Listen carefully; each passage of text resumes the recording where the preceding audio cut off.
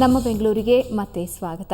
ನವರಾತ್ರಿ ದಕ್ಷಿಣ ಭಾರತೀಯರ ಪಾಲಿಗೆ ಬೊಂಬೆ ಹಬ್ಬವಾದರೆ ಗುಜರಾತಿಗಳಿಗೆ ಅದು ದಾಂಡಿಯಾ ಹಬ್ಬ. ಹೌದು, ದೇವಿಯ ವಿಗ್ರಹದ ಎದುರಿಗೆ ಮಹಿಳೆಯರು ಸಾಮೂಹಿಕವಾಗಿ ನೃತ್ಯ ಮಾಡೋದನ್ನ ನೋಡೋದೇ ಒಂದು ರೀತಿ ಹಬ್ಬ. ಇವತ್ತು ಬೆಂಗಳೂರಿನ ಪ್ರಗತಿ ಗುಜರಾತಿ ಮಹಿಳೆಯರ ಸಂಘದಿಂದ ದಾಂಡಿಯಾವನ್ನ ಆಯೋಜಿಸಲಾಗಿತ್ತು. ಅದರ ಝಲಕ್ ಇಲ್ಲಿದೆ ನೋಡಿ.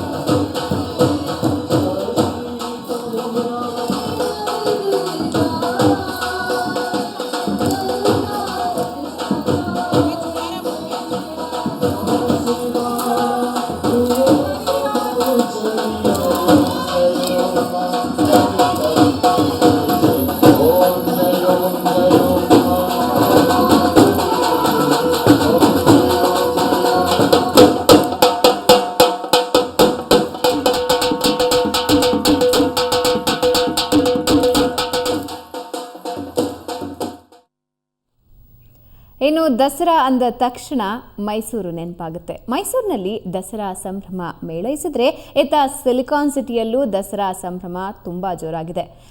ಮನೆಗಳಲ್ಲಿ ಮಾತ್ರವಲ್ಲ, ಮಠಗಳಲ್ಲೂ ವಿಭಿನ್ನ ಶೈಲಿಯ ದಸರಾ ಬೊಂಬೆಗಳು ಕೈಬೀಸಿ ಕರೀತಾ ಇವೆ. ಹಾಗಾದ್ರೆ ಆ ಸಂಭ್ರಮ ಹೇಗಿದೆ ಅಂತ ನೋಡ್ತಾ ಇವತ್ತಿನ ನಮ್ಮ ಬೆಂಗಳೂರು ಮುಗಿಸುವಂತಹ ಸಮಯ. ನೇರ, ದಿಟ್ಟ, ನಿರಂತರ ಸುದ್ದಿಗಾಗಿ ನೋಡ್ತಾ ಇರಿ ಸುವರ್ಣ ನ್ಯೂಸ್.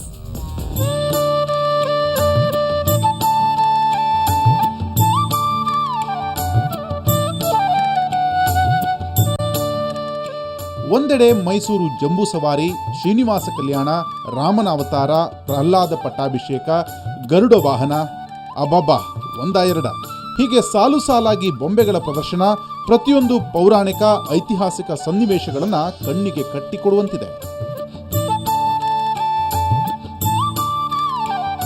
ಅಂದಹಾಗೆ ವಿಭಿನ್ನ ಶೈಲಿಯ ಬೊಂಬೆಗಳು ಗಮನ ಸೆಳೆತಿರೋದು ಸಂಜಯ್ ನಗರದ ರಾಘವೇಂದ್ರ ಸ್ವಾಮಿ ಮಠದಲ್ಲಿ.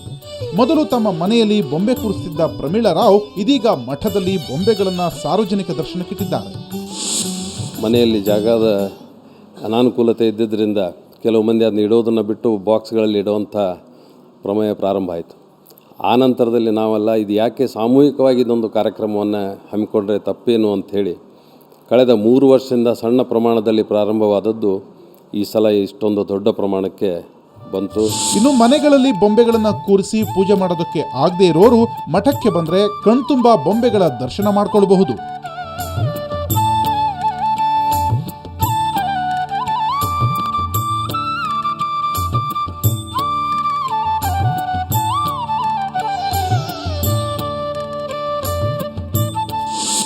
ಈ ಗೊಂಬೆಗಳನ್ನು ನೋಡಿದರೆ ಎಲ್ಲ ಥರ ರಾಮಾಯಣ, ಮಹಾಭಾರತ, ಭಾಗವತ, ಭಗವದ್ಗೀತಾ ಎಲ್ಲರಿಗೂ ಎಲ್ಲ ನೆನಪುಗಳನ್ನು ತಂದು ಕೊಡ್ತದೆ. ಎಲ್ಲ ಕಥೆಗಳನ್ನು ಹೇಳ್ಬೋದು. ಕತೆ ಹೇಳೋದ್ರಿಗಿಂತ ಈ ಮೂರ್ತಿಗಳನ್ನು ನೋಡೋದ್ರಿಂದ ವಿಪರೀತ ಎಲ್ಲರಿಗೂ ಆ ಜ್ಞಾನ ಹೆಚ್ಚಾಗ್ತದೆ. ಮಕ್ಕಳಿಗೂ ಭಾಳ ಅನುಕೂಲ, ಎಲ್ಲರೂ ನೋಡೋದಕ್ಕೂ ಚೆಂದ. ಒಟ್ಟಾರೆ ಮಠದಲ್ಲಿ ಬೊಂಬೆಗಳ ಪ್ರದರ್ಶನ ವಿಶೇಷವಾಗಿದ್ದು ಬಗೆ ಬಗೆಯ ಥೀಮ್ಗಳು ಮನಸೆಳೆತಿದೆ.